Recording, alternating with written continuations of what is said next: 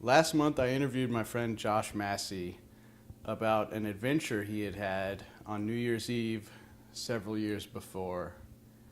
So we talked for about 40 minutes while he told me the tale, and then we decided that we would use that sound and put it with pictures that we would draw ourselves. And neither one of us can draw at all.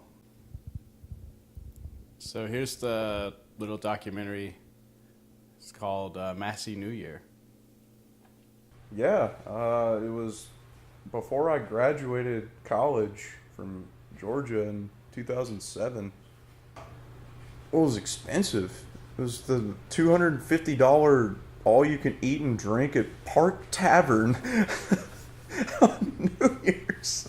I was like, I'm going to treat myself after graduation. Who could even drink that much?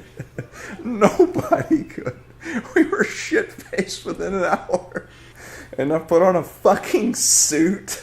Yeah, it was my only suit my parents took me to go and buy. And then by the end of the night, it was completely ruined and soiled with my own blood. Pretty sure I started off strong with plenty of gin and tonics. Shots were definitely flowing. Whiskey. I chugged 2 bottles of champagne. I probably had all of these within an hour. $250 for this shit? I don't know. I like redheads, so it's just like swish.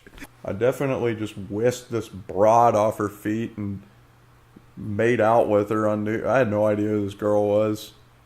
And then I proceeded to take her into the women's bathroom and make out with her. We pretty much can segue into me going into my downward spiral at this point. Started puking my brains out. And I just went outside and just started spinning around in circles. And I don't remember what was happening inside because I was too busy just ralphing on my suit. I mean, hours went by. Yeah, it was definitely over when I went back. Everyone was leaving. So I was just like, well, fuck, you know? I needed a taxi, and he pushed me into one that came up there next, and I was on my way. I told the guy I need to get to Dresden Street in Atlanta, but there were 2 Dresden Streets, evidently. And I'm like, yeah, I said Dresden Street, and he said, this is Dresden Street. And I was like, well, this isn't my friend's house. He's like, how much money do you have? I said, $20. And he said, all right, you're going to have to get out of my cab. Of course, it's like in the middle of the fucking ghetto, and I had no idea where the hell I was. But I could see the city lights, and I was like, I'm going to walk towards those. Yeah, I was crawling over fences, like losing my shoes in the mud.